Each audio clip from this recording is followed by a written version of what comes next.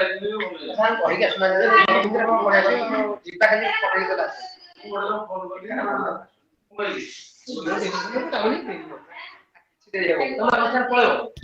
afternoon, sir.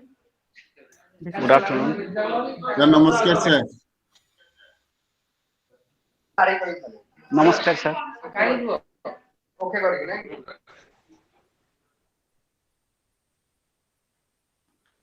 Vice Chancellor, sir, namaskar.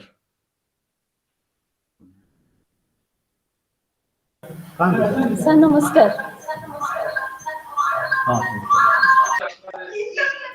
Namaskar, sir.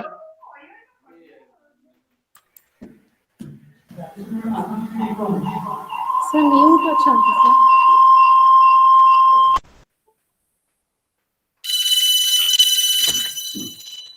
Sir नमस्कार sir अपन join कर हाँ sir mute ही दीजिए अपन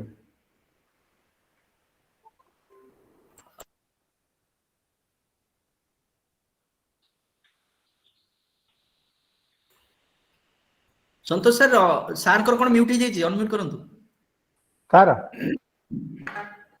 busy सार कर सेटा मु किछि करनी ऑटोमेटिकली मो बोली सरंगर सेपट रो म्यूट हे जाइथिबो फोन कर दिया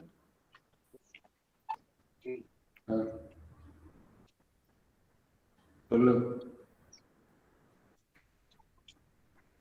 ओहो seriously most of the search already.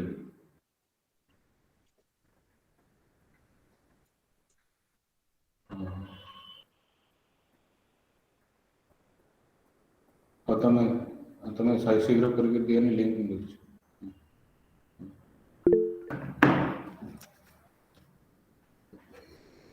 Sir net sir hello Santosh sir हां सर सर से YouTube चैनल रे टिके प्रॉब्लम अछि कोन करे Sir, can we start? Problem कोन अछि हां मैं ऑडिबल हूं Yes, sir. Yes sir sir let's start sir नमस्कार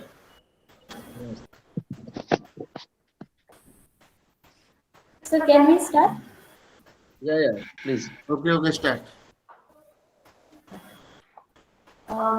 Respected Vice Chancellor, Professor Santosh Kumar Tripathi, sir. Respected Chairman, Postgraduate Council, Professor Sujit Kumar De, sir. Respected Director, Human Resource Development Center, Fakir University, Professor Munesh Chandra Adhikari, sir. Our guest of honor, Professor Nandini Patel, madam. Respected resource persons for faculty development programs. Esteemed coordinators of 5 different faculty development programs, Dr. Santosh Kumar Agarwal, sir, Dr. Nihar Ranjan Raut, sir, Dr. Amulya Kumar Acharya, sir, Dr. Ramkrishna Pradhan, sir, and Dr. Asanta Ranjan Rautrai, sir. Esteemed faculty members of Fakir University and participants of 5 different faculty development programs from different universities and colleges in and outside Odisha. A very good afternoon to one and all.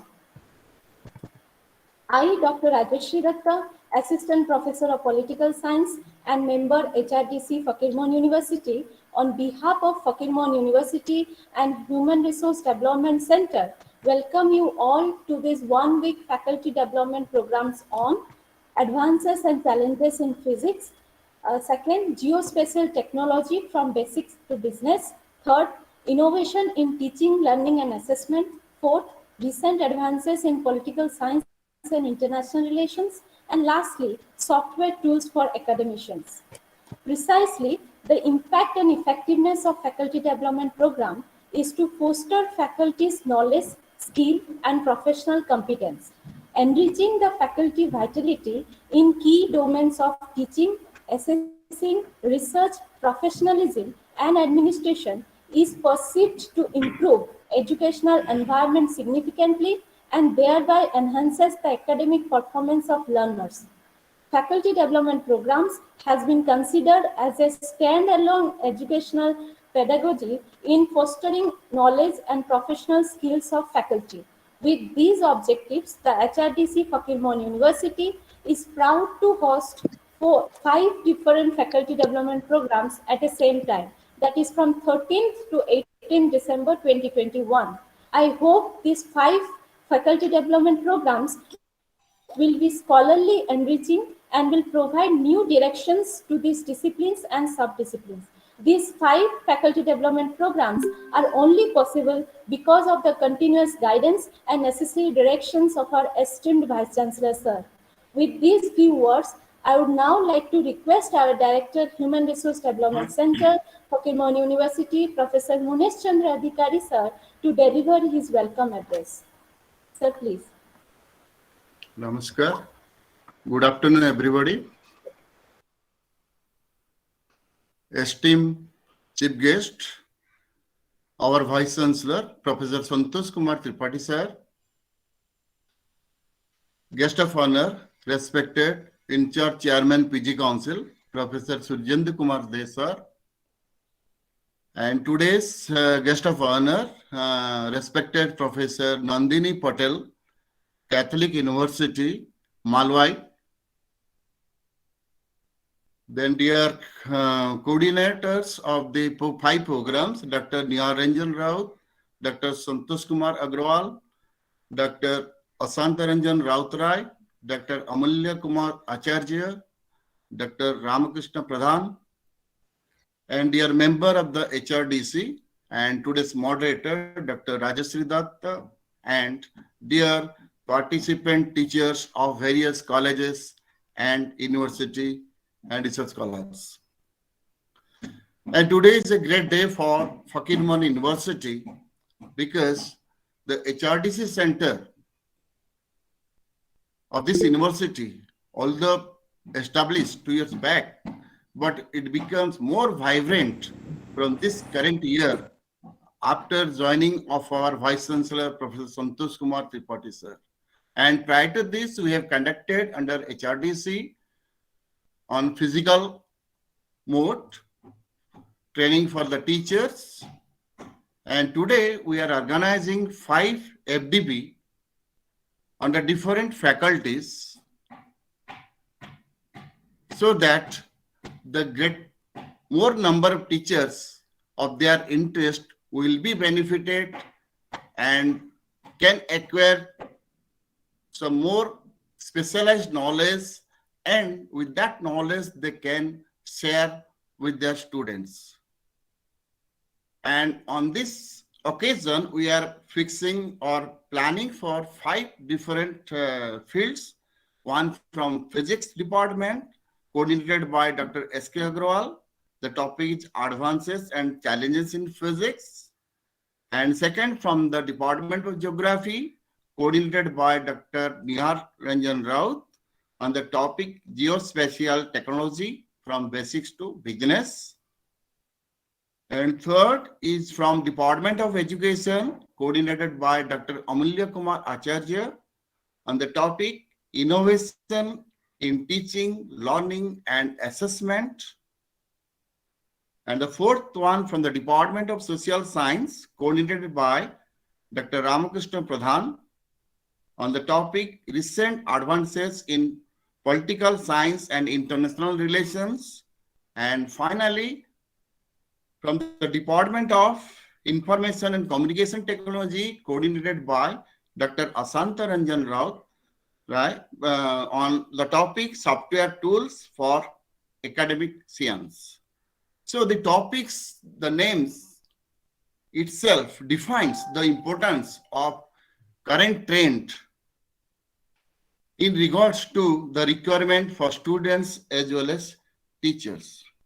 And I am happy to declare that in each FDP, we are having more than 150 number of participants. The exact number can be cited by respective coordinators during their short speech. And also, in this regard, this type of training program will continue onwards, and on coming 15th also we are keeping on research and ethics in coordinated with IDP of the Fakir Mohan University under this HRDC. And this type of training program, what will give to more the extra knowledge so that the students will be benefited. And in this respect, I am also thankful to the coordinator of IDP, Dr. Padmalita Rautrai, and also Government of Higher Education, Government of Orissa, Higher Education Department. From their financial support, we are well equipped our HRDC center. And I think with this, I welcome each and everyone participants to utilize their time and interact with our research persons, and so that our program under HRDC and Fakir Mohan University will be a great success. And with this, all my best wishes to everybody. Thank you all. Namaskar.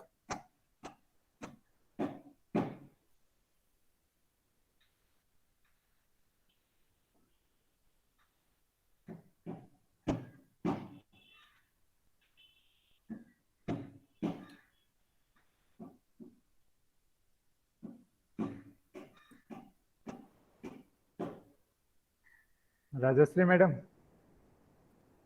Hello. We can continue. Rajashree madam, you can continue.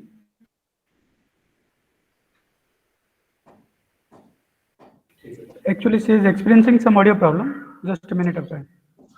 Okay. Any other one can yeah.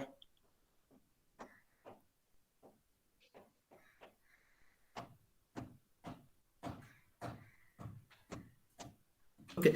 Is Dr. Rajashree Datta is facing some problem in her connectivity, audio connectivity. May I request Professor Sujendra Kumar De to deliver his address?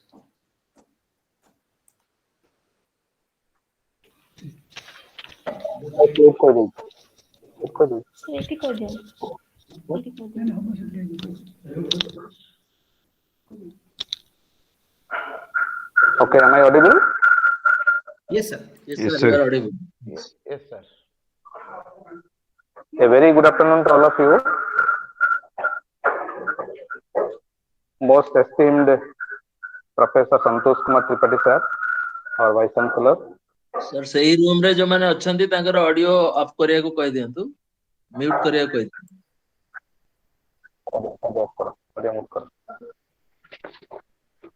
Audio and mic. Sir, is it okay now?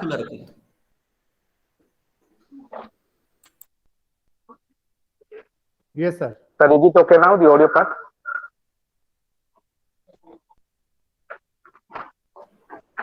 Yes, sir. Now it is okay. Okay. So, once again, good afternoon to all of you. Most esteemed our Vice Chancellor, Professor Santosh Kumar Tripathi sir, Professor MC Adhikari, Director HRDC, the coordinators of all these 5 FDP programs, esteemed participants of this program, and Rajashree Datta. It is indeed a very good occasion for all of us and a good opportunity, in case of mine especially, to be a part of this noble venture. So on behalf of the HRDC, today we are going to start a new initiative, that is faculty development programs in 5 different subjects: physics, geography, education, political science, and information and communication technology. And here I am happy to inform the exact figure in each and every subject. By now, those who have registered. In physics, the figure is 70, geography 47, education 112, political science 126, and ICT 100. The total figure by now comes to 450.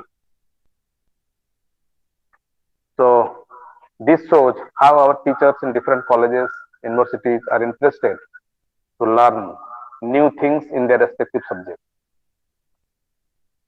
Teaching is no doubt a noble job, and this is the only job in our state and country, I can say, where, particularly in the higher education, a formal training is not being given. If someone wants to become the teacher, there is a teacher training program in OS, in IS, in every field, there is a training. But for being a teacher in higher education, there is not a formal training. That is how, and that is why I think UGC has formulated this type of programs in the form of refresher course, orientation program, faculty development program, through which teachers will be trained by the expert in their line about the recent developments in that particular subject and how to deliver effectively in the classroom. Because we call the acting in the play or in cinema or in drama as the performing art, but I would like to say teaching is a great performing art. If unless otherwise we cannot reach the students perfectly or properly, our mission will not be completed. And in this job, our objective is to reach the students and to communicate and ventilate the students recent developments in the respective subjects in an effective manner so that the students will be able to absorb and utilize for their career. There is a saying that a poor teacher only teaches, a good teacher demonstrates, but an ideal teacher or the great teacher inspires. We want all the participants present in this program will be definitely great teachers, and through this program, we want to bring the greatness out of all the teachers.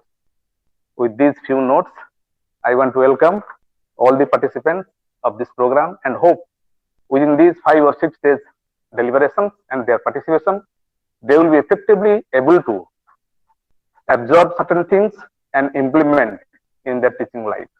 And at the same time also, I would like to thank our Vice Chancellor for giving this opportunity to me to be a part of this noble venture. Thank you very much for listening me. Now it is over to Rajasri. Thank you, sir. Apology for technical glitch. Now I request our respective faculty development programs coordinators to provide a brief outline about the course contents and learning objectives. Firstly, I would like to request Dr. Santosh Agarwal, sir, to brief about the faculty development program on advances and challenges in physics. Over to you, sir. Thank you, madam. Am I audible? Yes, sir. Yes. Good afternoon, all. Myself, Dr. Santosh Agarwal. So, I esteem today's chief guest, our Vice Chancellor, Sir Professor Santosh Kumar Tripathi. Esteemed the Director, HRD Director, Chairman, PG Council, Professor Munesh Chandra Adhikari, sir. Esteemed Professor Surjendu Kumar De, sir, in charge, Chairman, PG Council. And today's guest of honor, Professor Nandini Patel, and respected all research persons, all course coordinators, and my dear colleagues, and all participants from various parts of India. This faculty development program on advances and challenges in physics aims to discuss the recent advances in the area of physics. Further, it provides a platform for various young faculties and researchers to upgrade their knowledge of research and to interact with experienced researchers. We have pointed out 12 well-known speakers from various reputed institutes from India as well as from abroad.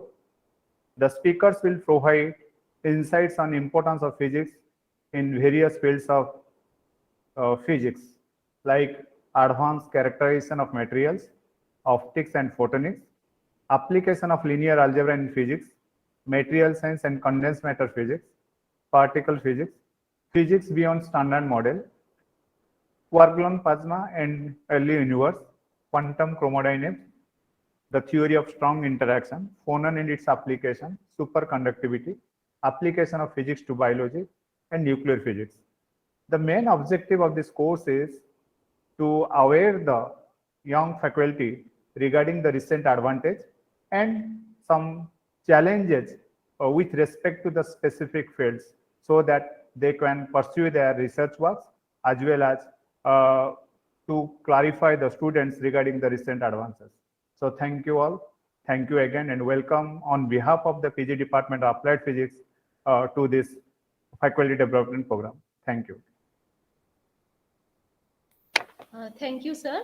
Now I would like to request Dr. Nihar Ranjan Raut, sir, to brief about the faculty development program on geospatial technology from basics to business. Over to you, sir. Esteemed Vice Chancellor, Professor Santosh Kumar Tripathi, sir, Professor Nandini Patel from Catholic University, Malawi, East Africa, who is the guest of honor of this inaugural session, Professor Sujendra Kumar De, who is officiating as Chairman PG Council today, Professor Munesh Chandra Adhikari, Director, Human Resource Development Center of our university, resource persons present in the meeting, heads and coordinators of different PG departments, faculty members, my fellow FDP coordinators, Dr. Agrawala, Dr. Rautrai, Dr. Acharya, and Dr. Pradhan, moderator of the meet, Dr. Rajasri Datta, and participants of the 5 FDPs commencing today. I am Nihar Ranjan Raut from the Department of Geography, who has been assigned with the responsibility of coordinating the FDP on geospatial technology from basics to business. Geospatial technology, as many of us are aware of, is an evolving field of study that includes some modern computer-aided tools like GIS or Geographical Information System, remote sensing, GPS or global positioning system, and also internet or web mapping technology. Geospatial technology enables the users to acquire data corresponding to geographical coordinates of the object under investigation and use it for analysis, modeling, simulation, and visualization. The technology is inevitable wherever the location of the object under investigation is important, and therefore has multidisciplinary as well as cross-disciplinary applications. These days, geospatial technology is no more restricted to geographers or geologists. Rather, academicians and researchers from many disciplines, including even those from social sciences, as well as people engaged in other sectors too, are making use of geospatial technology a lot. This FDP is intended to provide an exposure to the participants about the concept of geospatial techniques, its scope, and possible application. As evident from the title, the program will include both fundamental concepts, which we call basics, and applications in various fields for which you have used the term business. And we are fortunate to have a mix of young and senior academicians with vast experience in their fields. As far as the statistics goes, as Desar has already intimated, we have 47 registered participants of the course from different parts of the country, and our resource person include reputed academicians like Professor Gopal Krishna Panda, Dr. Manoranjan Misra, Dr. Santi Swarup Sahu, and Dr. Nihar Ranjan Das, senior scientists from Odisha Space Application Center and Andhra Pradesh Space Application Center like Dr. P. Kumar and Dr. Abrikan Skanungo, senior geologist Dr. Amit Chandan Pradhan Patra, and an expert in GIS from the government of Odisha, Dr. Mithun Karmakar. I thank all the resource person for accepting our invitation in such a short span of time, and also the participants for enrolling their names for the course. I'm sure they will learn a lot from the course. Of course, certificate is important, but more than that, I'm very much sure that they will learn, they will take many things from out of this particular program to their home. That's it from me. Thank you all. Thank you, sir. Now I would like to request Dr. Amulya Kumar Acharya, sir, to brief about the faculty development program on innovation in teaching, learning, and assessment. Over to you, sir. Am I audible, madam? Yes, sir. Okay. Very good afternoon. Esteemed Vice Chancellor, Professor Santosh Kumar Tripathi, respected Chairman PG Council, Professor De, and HRDC, respected HRDC coordinator, Professor Adhikari, and all my fellow FDP coordinators, and respected sirs and madams from different universities and colleges, those who are present here, and as an expert, those who are present here, and those who will present for another 5 days. So our topic is innovations in teaching, learning, and assessment. So it's a very quite and common topic for every participants, not only in education, in other discipline also they can participate. This is a multidisciplinary topic. And there is a saying and quotes by Rabindranath Tagore, a candle cannot light to another candle until or unless itself burn. So a teacher must be efficient. A teacher must have the knowledge of new pedagogies as well as techniques and approaches and various assessments and learning and designs of different modern approaches. And also he must be enable himself or herself to meet the challenges in 21st century. So far as NEP 2020 and SDG 2030 goals are there and objectives are there.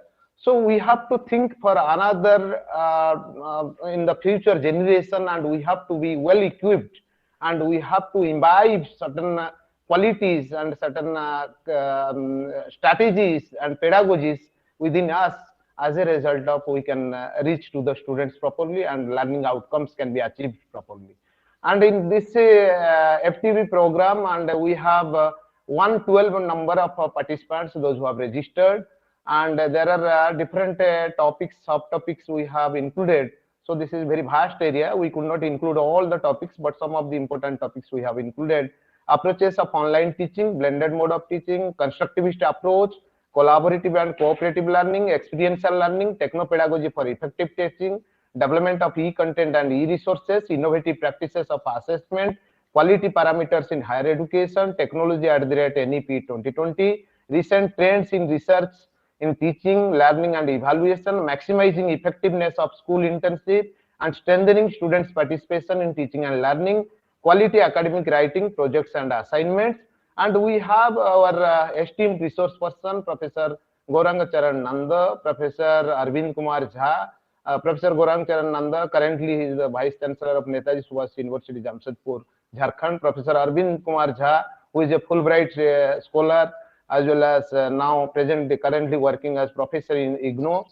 Professor Ashish Srivastav, Professor and Head Mahatma Gandhi Central University, Dr. Amarendra Pani, Association of Indian University, Professor B.N. Ponda, RI Bhubaneswar, Professor Ramakant Mahalik, Professor RI Bhubaneswar, Professor Prasant Kumar Acharya, Rajiv Gandhi University, Arunachal Pradesh, Professor Gyanendra Kumar Raut, Indira Gandhi National Tribal University, Amarkantak, Professor K. Srinivas, Head ICT and Project Management, National Institute of Education, Planning and Administration, Delhi, Professor Sudarshan Mishra, now currently working as Controller of Examination, and Professor Ravenshaw University, Dr. Parthasarathi Malik, Associate Professor and Head GM University, and myself.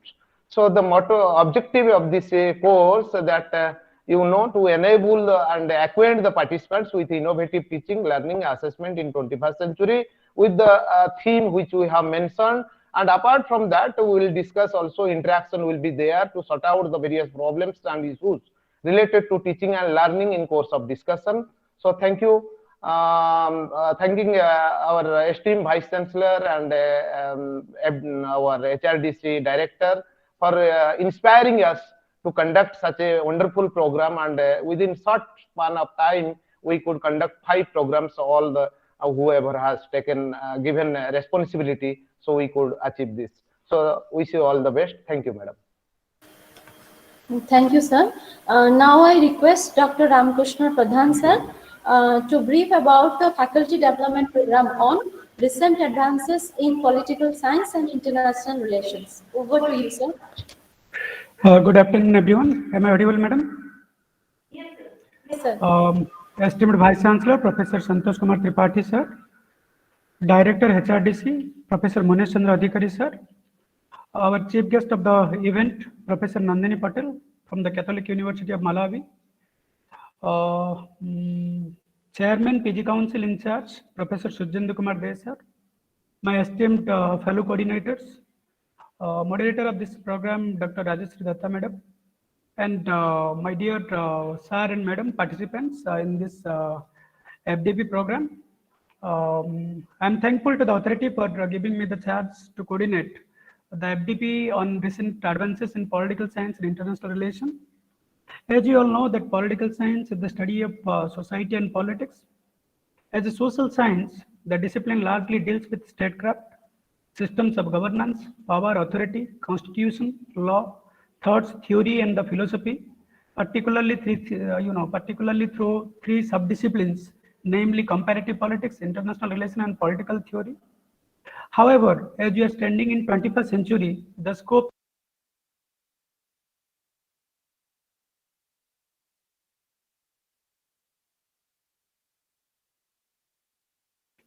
recently held playing class to almost everything that is taking place on earth. In fact, the Afghan crisis, the cyber feminism that is taking place, the eco-politics that is taking place, non-state actors, blue economy, bioweapons, global warming, globalization, regionalism, feminism, all these disciplines now has taken center stage.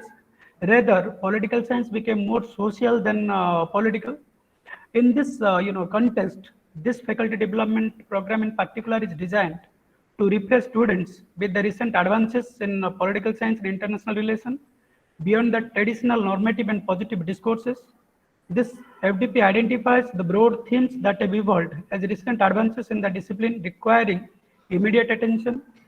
This 1 week FDF is an endeavor in this direction to debate, discuss, and deliberate upon these emerging trends in the quest of making the discipline relevant in the face of coming challenges and equip faculties in particular with techniques and methods to deal with it and to disseminate knowledge on them. We have divided the themes on different sub-disciplines, starting from epistemology of social science to feminism and federalism and water governance in India. And the large learning outcome of this program is to acquaint the faculties and participants with regard to the emerging areas and issues in political science and international relations, to equip them with techniques and methods to deal with the recent trends in the discipline, to create a kind of conceptual and theoretical understanding in the emerging areas in the discipline, and to make them understand the application of quantitative methods while conducting social science research, and importantly to allow them to know going beyond the traditional boundaries of normative inquiry in research of truth and wisdom. We have resource persons from different parts of country. We have research persons from JNU. We have research persons from NEHU, Tripura Central University, Central University of Gujarat, Utkal University. We have faculties from BITS Pilani who would be acting as a resource person for BITS Pilani Goa. We have faculties from Central University of Rajasthan, Fakir University. We have also faculty members from BHU and other parts of India. And I hope the faculty members, those who are participating in the FDP on recent trends in political science and international relations, they will have their enjoyable time during this 1 week. And I wish them all my best. Thank you. Thank you, sir. Lastly, I would like to request Dr. Asanta Ranjan Rautrai, sir, to brief about the faculty development program on software tools for academicians. Over to you, sir. Santosh sir, am I audible? Yes, sir. Yes, sir. You are audible. Most esteemed Vice Chancellor, Professor.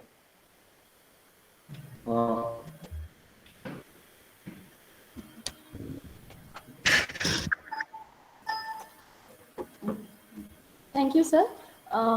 Now I'd like to request Dr. Asanta Ranjan Rautrai, sir, to brief about the faculty development program on software tools for academicians. Over to you, sir.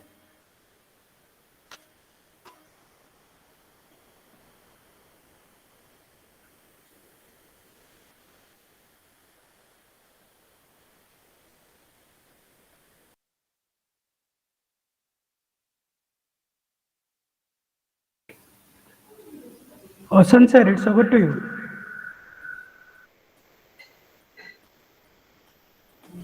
I think some network issue.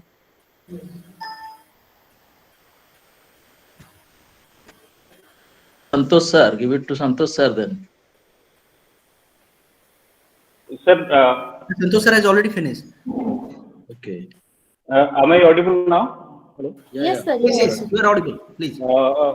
Now, due to some technical problem, I'm sorry for that.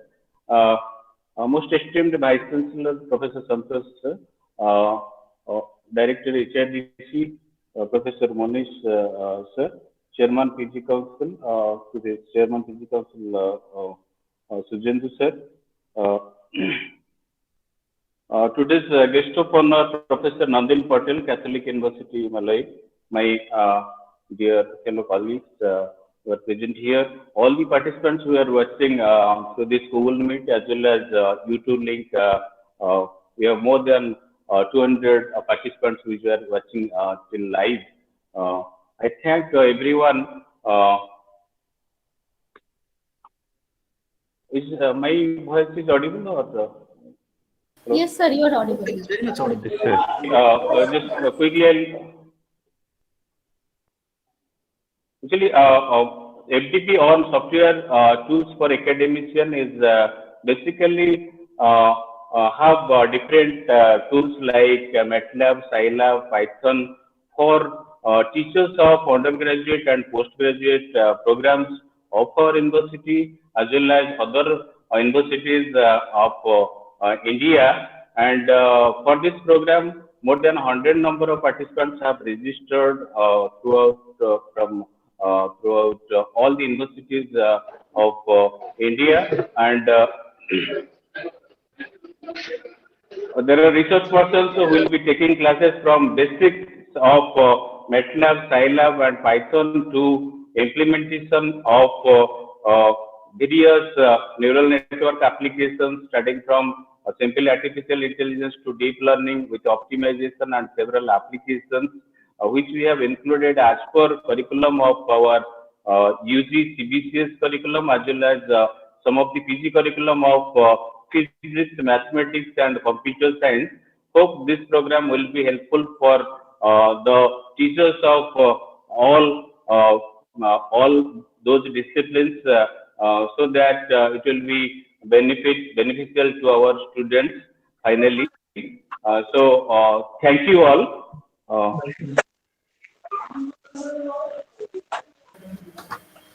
Thank you, sir. We have the privilege to have with us today Professor Nandini Patel, Madam, from Catholic University, Malawi. Professor Nandini Patel obtained her PhD in political science from University of Bombay in 1990. She was a senior lecturer in political science at the University of Malawi and an associate professor at the Catholic University of Malawi. She has been an international election observer mission with UNDP and Southern African Development Community. Her area of focus is mainly related to democratization, focusing on political parties and election in the SADC region.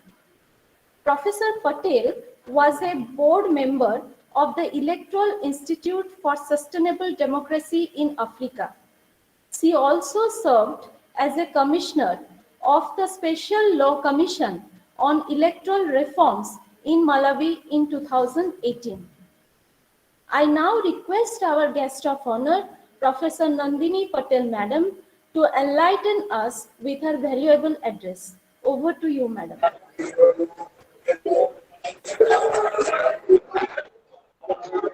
Thank you very much.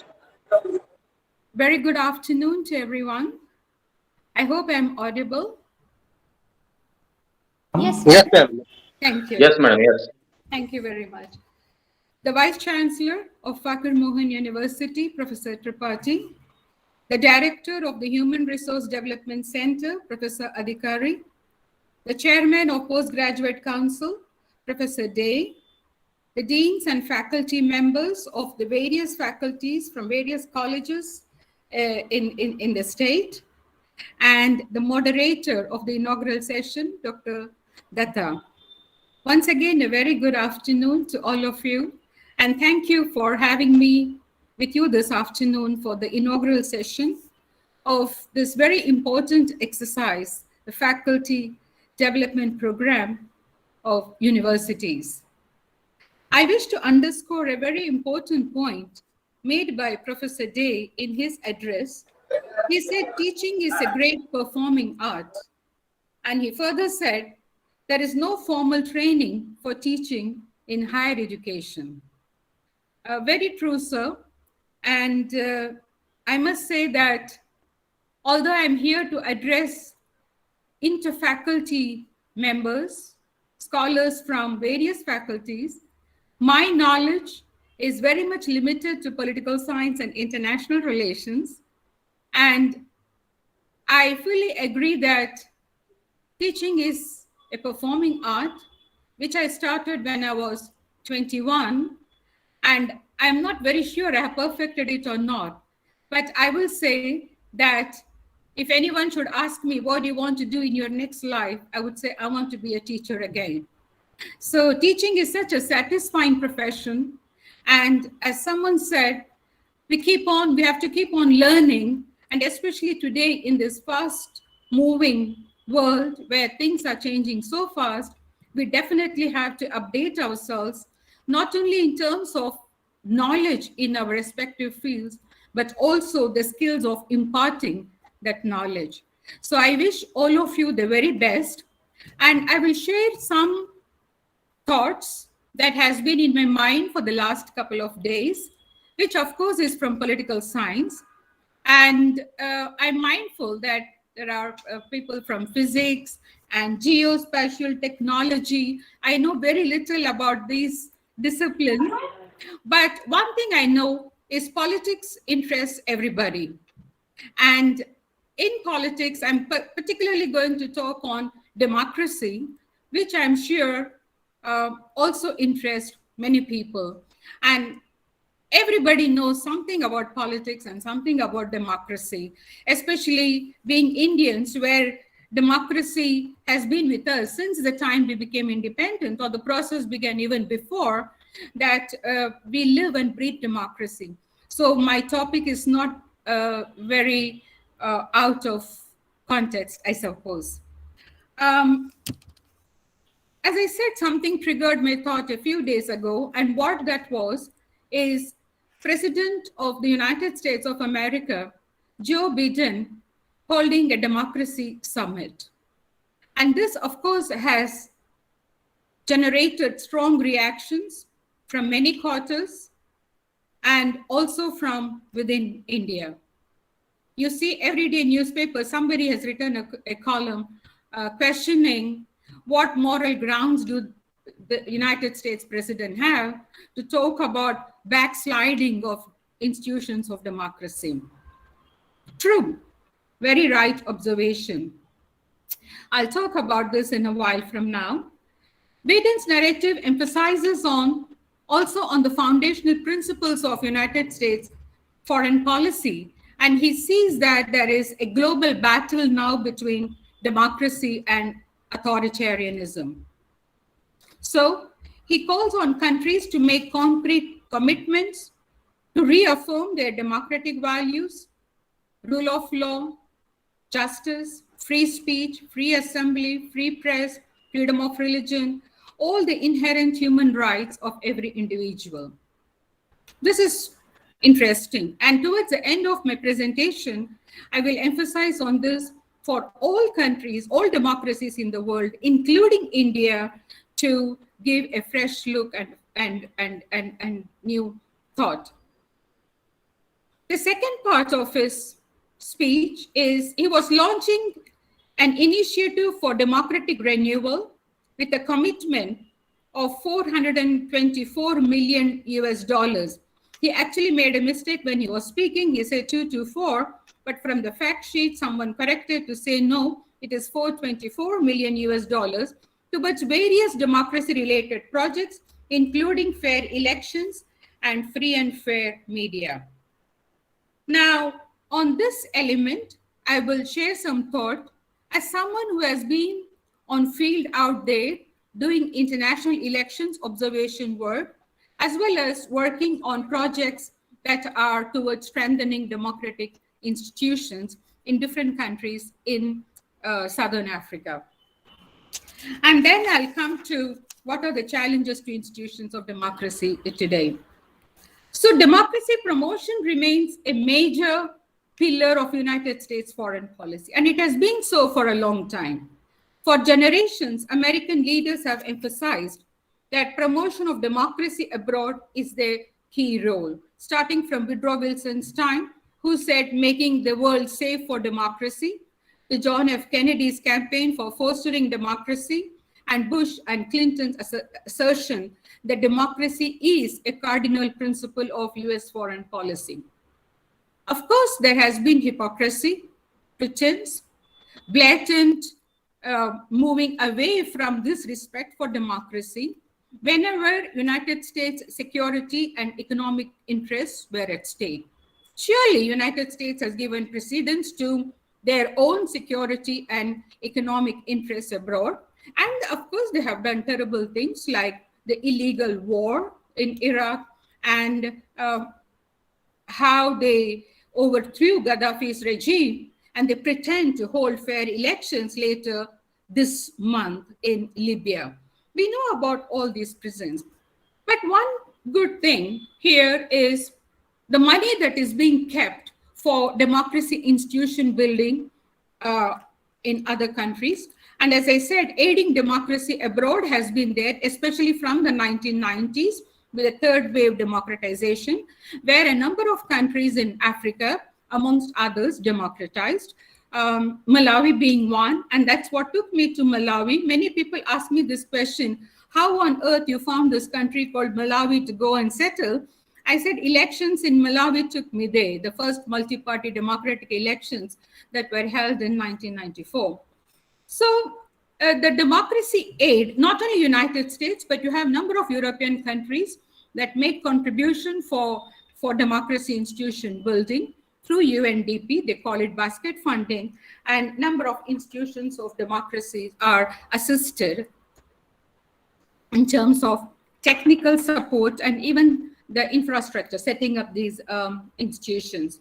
So this could be bilateral as well. You have the DFID, the British program, which also has a democracy component, the German aid, which has a democracy component. Of course, the development aid side of all these European countries is much larger, much bigger than the democracy. Democracy aid is just minuscule, but still it does help to some extent in helping democracy begin in these countries that had long periods of dictatorship in one form or another. So this makes the incumbent governments and institutions also accountable for every cent that they receive in terms of periodic reporting and so on. Now, if you ask me the question, is this way of assisting democracy from outside really help in building and sustaining democracy in these fragile democracies? My answer would be the democracy record is a mixed bag. In some places, it works better than the others. It's on a, most often it's on a roller coaster ride. It goes one step forward, many steps backwards. Some countries have managed to come out of, where they were and move forward. And these have been mainly towards strengthening public sector management, that is working closely with ministries in areas of public finance management, prison and police reforms, access to justice, and mainly helping ministries of health, agriculture, and education as development projects, but as well as ensuring that the funding is adequately utilized, and therefore trying to make the accountability mechanisms work better to ensure that the money is going where it is intended to. But in spite of all these decades of support to democracy, we can say public service delivery is still not great in most of these countries. There is a tendency to rule by impunity, and it has not receded, and there is rampant corruption, and there is clientelism, neo-patrimonialism, just as we would say in our context that how caste and other such factors still play a very critical role in the democracy process. These are some of the issues that these countries face. But democracy projects are time bound. So one problem is also that by the time the projects really begin to start off, the funding runs out. And then by the time you really see the results, you see that the donors are moving to some other project in some other area. But as when we talk of institutions of democracy, I think what we need to look at is be mindful is institutions can only work with a culture of democracy. What is a culture of democracy? Democracy is dialogue. Democracy is discussion. Democracy is giving space for dissent. Democracy is tolerance and accommodation. Democracy is diversity. Democracy is coexistence, and democracy is popular sovereignty. And I've only listed some of the cultural elements. The list can be longer. The point is that societies have to build this culture of democracy to sustain the institutions of democracy. And this is where it takes me also to the introspection of democracy in our own country, as well as in the oldest democracy of the world, that is the United States. Now, coming to this part of my presentation, as I said earlier, to do this introspection, what happened on 6 January 2021 at the Capitol Hill, the seat of power in the United States? What happened? A mob of supporters of President Trump attacked the Capitol in Washington, D.C. They wanted to overturn his defeat, and they disrupted the Congress session that was in session, and they assaulted the members, and they had to be evacuated, and property was vandalized, and the building was occupied for several hours by this mob. And what they were seeking was that their false claim was that the elections had been stolen by the left Democrats. Now, this was unprecedented. I would say any democracy in the world, let alone the oldest democracy and one of the superpower and the wealthiest democracy. What really triggered this? We look at, very often 2016, Trump's election is brought as an example where there was this extensive use of digital media and there was a widespread circulation of fake news. So what am I saying about digital media? I know there are experts sitting there. Yes, you would agree that it fosters informed citizenry. It helps for citizens' engagement. Individually, digital media has become an integral part of our social political life. And more people around the world use this technology for information and communication. And collectively, the digital media also has become a platform for coordination and mobilization. These are all very good things. But the disturbing factor is that it also facilitates dissemination of misinformation. There is the problem, and information divides and political polarization. Recent studies on internet and political activism have highlighted the significant role of digital media in shaping diverse forms of political participation and mobilizing large-scale protests around the world. You will agree with me that every day in many parts of the world, there are protests, people taking the streets on a variety of issues. And Twitter and Facebook provide a platform, yes, for cognitive, effective behavioral connection that it helps people to network. And there is a lot of research being done since the early 2010 or perhaps even earlier, but I've come across quite a lot between 2012 and 2013, where social movements are on the increase, and these are very much networked social movements. So the basis comes from the digital platform that we have today, which is extremely useful, but which has also become a dangerous tool because of misinformation and creating polarization. I want to speak something about political polarization. I also see colleagues from the Central University of Gujarat, so I see quite a number of political scientists around who will be interested.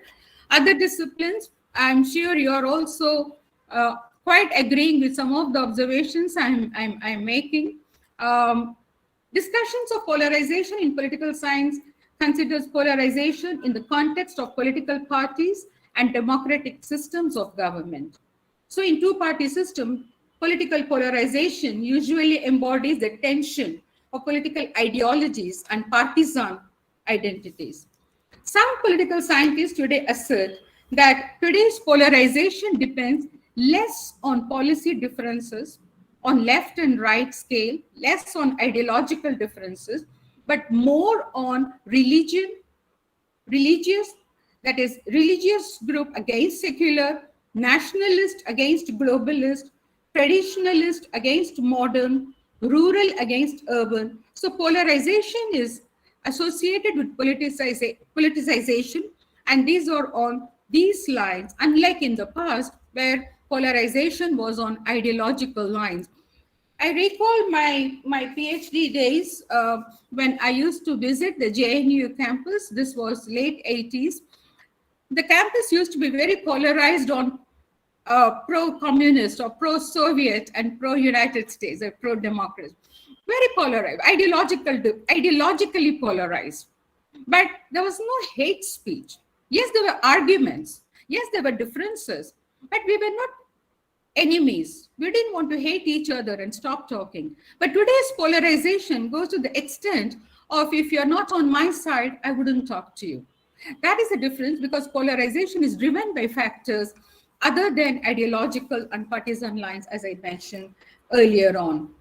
If you see research in the United States on political polarization, they say that in the last 2 decades, the percentage of Americans who held consistently liberal or conservative beliefs, rather than a kind of mixture of the two, has jumped from 10% to 20%.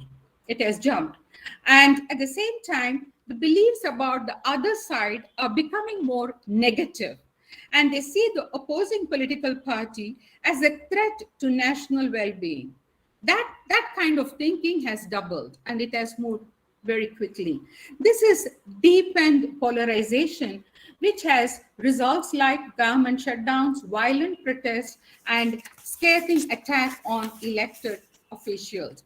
Of course, the spread of polarization is not just in the United States, it is global, and it is shaking societies across the world, from new democracies to established democracies. Why are political divisions intensifying globally, and what can policymakers learn from other countries' experience? This could be a potential area for further research. Research shows that populist and illiberal leaders are putting democracy in danger. But it rarely addresses what we feel is a more fundamental and underlying problem, and that is the extent of political polarization. It is tearing at the stems of democracy around the world, from Brazil and India to Poland and Turkey. It is not just an American illness, political polarization, but it is across the board.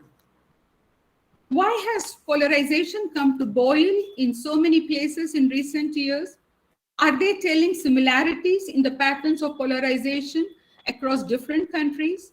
And perhaps most importantly, once societies have become deeply polarized, what can they do to start healing their divisions? What can they start to move forward? So in polarized electorates, voters are willing to trade off democratic principles for their narrow loyalties. Scholarly works provides evidence that support this claim. It raises questions about the real world relevance of conventional measures of support for democracy, and highlights the importance of understanding the role that institutions should play in stopping democracy from backsliding. Polarization, I'll only take 2 to 3 more minutes, Madam Moderator. I'm almost coming to the close of my brief presentation. What about polarization in India?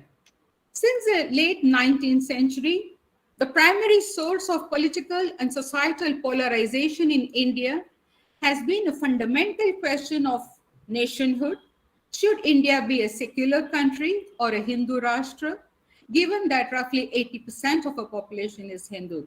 Although the political hegemony of the secular pluralist Congress party tempered polarization over this issue, Until the 1970s, the rising prominence of Hindu nationalist organizations in recent decades has sharply increased tensions. Divisive political leadership, coupled with India's economic transformation, changes in the media landscape, and the rise of competitive caste politics have steadily brought polarization to a boil. Partisan attacks on India's independent political institutions have intensified. Opposition parties have become extremely wary of defending pluralism and secularism, and hatred and violence against minorities, minority communities have flared up. We cannot run away from these facts.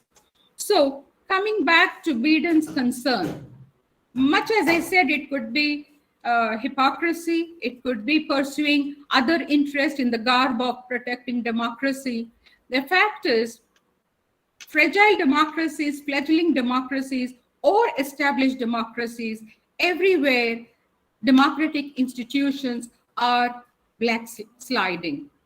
Funding for democracy, for fragile democracies, is very welcome. As I said at the outset, yes, we all started a project and we need more support to move forward. When I say we, when I'm talking about countries like Malawi, but for advanced and established democracies, introspection of the state of democracy and protecting the institutions from slippage is a must. And that has to go with our introspection of culture of democracy and the values of democracy. So I urge the Faculty of Political Science and International Relations to have topics or come around, work around on topics, looking at it from both angles. The necessity to help fragile democracies build their democracies. As established democracies, we may not give money necessarily, it doesn't fit in within our foreign policies, but there are ways we can strengthen democratic processes. And we ourselves need to strengthen our democratic institutions, which is backsliding without, without doubt. And we need to do, as academics in political science, put some thought on this and come up with topics. I thank the organizers of this, of the program, the Faculty Development Program. Thanks very much for having me, to give me the space to share my thoughts. And I wish you all the very best in your deliberations for this whole week. Thank you very much. And special thanks to Professor Pradhan for calling me just in time so that I could be here. Thank you so much. Thanks. Thank you, madam. We take your words. Democracy is a dialogue. Democracy is a discussion. Thank you for sharing your valuable insights. Now I would like to request our esteemed Vice Chancellor, sir, to share his valuable thoughts. Over to you, sir.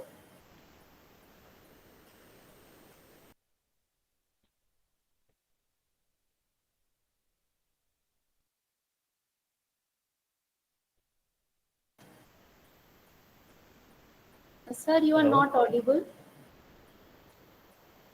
Hello. Am I audible? Yes, sir. Yes. Yes, sir, audible. Hello. Yes, sir. It is audible now. Audible, sir. Esteemed Chairman PG Council today, Professor Day, esteemed Director HRDC, Fakir Mohan University, Professor Adhikari, dear coordinators of 5 FDP programs, Nihar, Santosh, Asant, Amulya, and Ramakrishna, the moderator of the program, Rajasri. My best wishes for the 5 FDP programs. I know it is delayed now. I also thank Madam Nandini for joining us in this FDP program. FDP, as I know, these are all faculty development programs. These are to be conducted continuously and regularly to update the knowledge of faculty. And particularly when we consider that a man is a learner throughout the life, and it is more appropriate for the teachers because they are the learners throughout the life. A teacher without learning cannot just go for teaching the updated knowledge. It's not possible. Therefore, Pokemon University, in the banner of Human Resource Development Cell of its, organizing these 5 faculty development programs. And I saw the topics, they are all into the recent trends to provide new knowledge to the faculty members at different places. I'm very happy that more than 130 participants are there in political science and 112 participants are there in education, and this is almost coming to 400 some odd participants in these faculty development programs. I hope the faculty members who are participating from different places of India will be immensely benefited out of these programs, be it physics, be it geography, be it IT, be it education, be it political science. Because I found that all the topics are appropriate to the day, and all the topics are very much involving the experts from our country, from different parts of our as well as from abroad. Like Madam Nandini, I heard you. It was very nicely delivered a talk, which will definitely help our faculty to know about the international relations and the democracy. And I also expect that other faculty members, other experts who are joining, they will definitely be helpful for our faculty. The participant teachers will be immensely benefited out of these programs. With all these words, I again congratulate the participants. I congratulate the organizers. My special thanks goes to the coordinators of the programs as well as the faculty members of the departments. I also thank Professor Dey and Professor Adhikari. I thank Rajasri for nicely moderating the program. Thank you very much. I wish all the best for all the participants and coordinators. Thank you. Thank you, sir. Thanks, sir. Thank you, sir. So we have come to the end of the inaugural session, and it is my privilege to propose vote of thanks. Prioritizing faculty training and development is a win-win scenario. When faculties teach more effectively, students perform better in the classroom. And when students excel, institutions thrive. Faculty development programs helps ensure consistent quality in the classroom, which leads to happy students who get the most out of their learning experiences. With these words, I express my deep sense of gratitude to our Vice Chancellor, sir. It is because of sir's vision, the HRDC of Fakir University could organize 5 different faculty development programs at the same time. My thanks and appreciation goes to our guest of honor, Professor Nandini Patel, Madam, from Catholic University, Malvi. Thank you, Madam, for accepting our invitation, taking out time from your busy schedule, and enlightening us on the recent advances in politics and democracy. I would like to thank Postgraduate Council Chairman, Professor Sujendra Kumar Dey, sir, for sparing his time and sharing his thoughts with us. I express my gratitude to our Director, Human Resource Development Center, Professor Munesh Chandra Adhikari, sir, for his leadership, guidance, and advices. I thank the coordinators of 5 different faculty development programs, Dr. Santosh Kumar Agarwal, sir, Dr. Neha Ranjan Raut, sir, Dr. Amulya Kumar Acharya, sir, Dr. Ramkrishna Pradhan, sir, and Dr. Asanta Ranjan Raut, sir, for taking the initiative, framing their respective course structure, and briefing us about the course objectives. I thank faculty members of Fakir University and all the participants from different universities and colleges in and outside Odisha for their participation and patient hearing. I thank Dr. Ashish Kumar Naik, sir, for giving a coverage to this program.